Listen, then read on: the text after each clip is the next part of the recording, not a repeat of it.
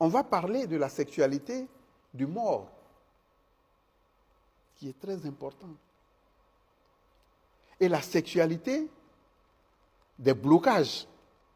Parce que certaines personnes passent leur temps à troubler les gens. Ah, tu es bloqué, tu as couché avec telle fille. Ah, tu es bloqué, tu as couché avec tel monsieur. C'est faux. Dieu met une barrière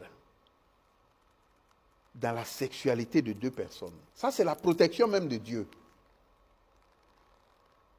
Maintenant, il peut sans dire qu'il y a des initiations qui se font. Il y a des liens qui sont soudés qui ne peuvent pas être défaits si certaines choses ne sont pas faites. Par exemple, la sexualité du mort. Toi, tu couches avec une fille aujourd'hui. Au bout d'une semaine, elle meurt. Ou tu couches avec un homme aujourd'hui.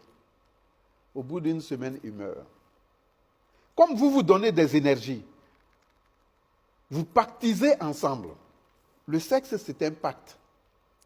Mais ce n'est pas un pacte comme certains le disent, pour aggraver la situation. Ah, tu as couché avec lui, ta vie est en lui, ou tu as couché avec elle, ta vie est en elle, ce n'est pas vrai.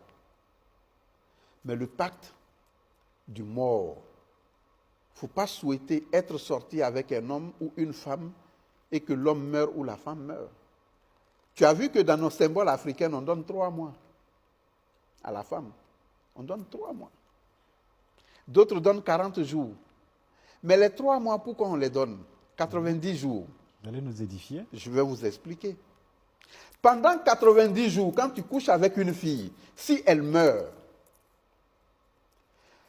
pendant les 90 jours, on t'a dit qu'elle est morte. Si tu ne fais pas le rituel de l'œuf, elle va avec une partie de toi pendant les 90 jours. Et dans les 90 jours, le rituel de l'œuf doit se faire. Ce n'est pas compliqué. Dès qu'on te dit qu'elle est décédée ou dès qu'on te dit le monsieur est décédé, tu prends un œuf, tu dis ce qui m'a uni avec lui sexuellement, je le défais, tu casses l'œuf. Le mort libère ton énergie. Vice versa. Et le même acte est valable pour des personnes aussi qui s'accostent. Il y a des personnes qui vont chez des prostitueuses. Mais une prostitueuse, elle n'est pas approchée par une seule personne. Elle est approchée par nuit, souvent par 10, 20 personnes. 5 personnes. L'œuf est valable pour aussi ça. Prendre l'œuf, dit, cette personne à qui je suis rentré, je me libère d'elle, tu casses l'œuf. C'est tout. Sinon, la prostitueuse, c'est des empreintes qui restent là-bas. Parlant de ça, ça me donne quelque chose qui je ne voudrais pas faire peur. Mais il faut qu'on explique, parce que c'est le but d'ailleurs de ta question. Bien sûr. Les gens qui fréquentent les femmes qui reçoivent beaucoup d'hommes, il y a 3 cas. Il y a des femmes qui sortent pour chercher leur vie. Elles ne sont pas initiées. Non. Elle est sortie, la vie est difficile pour elle. Elle couche avec des gens pour prendre de l'argent, pour sauver sa vie de demain. Il y a des filles qui rentrent dedans pour avoir des moyens, pour payer leurs études. Je ne justifie pas. Trouver de l'argent pour faire un commerce, pour ouvrir un business ou un truc. Trouver en tout cas de l'argent sexuellement pour se sauver de quelque chose. Tout ça, ça va. Mais, il y a des pays, sans citer leur nom, qui migrent de pays en pays pour faire la prostitution. Mais si je t'explique, tu vas prendre froid. Wow. Tu sais comment ça se passe?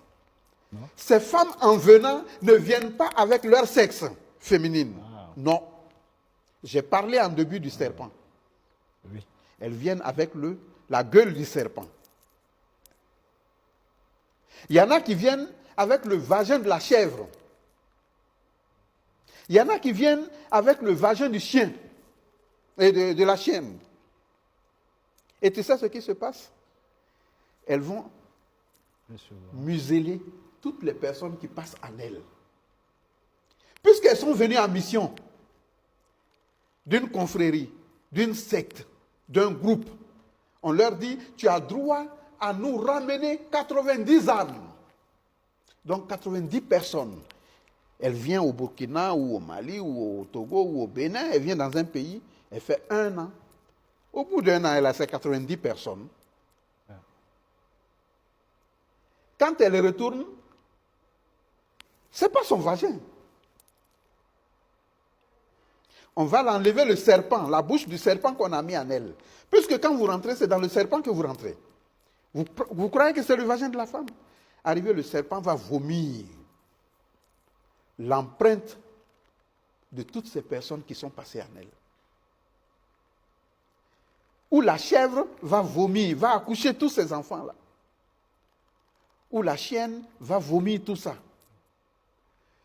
C'est ainsi que tu as certaines personnes qui tombent malades. Personne ne peut les guérir. L'âme est captée. Ils ne sont plus eux-mêmes. Ils ne sont plus chez eux. Ils sont emprisonnés. Ceux qui veulent tuer, tuent. Ceux qui veulent se procurer de leur chance, puisent les chances de ces personnes-là jusqu'à échéance finale. Voilà des méfaits de la prostitution professionnelle. Chers téléspectateurs, téléspectatrices, vous êtes sur l'émission Au-delà de l'écorce. Ce soir, nous recevons Hadj Ismaël et le thème central, c'est spiritualité de la sexualité.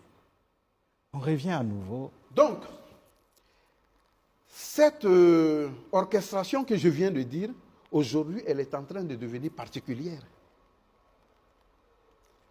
Les filles les prostituées ne viennent plus dans les pays pour le faire, mais ce sont nos jeunes filles aujourd'hui qui vont s'initier. Elles vont s'initier pour capter les hommes. Elles vont faire laver leur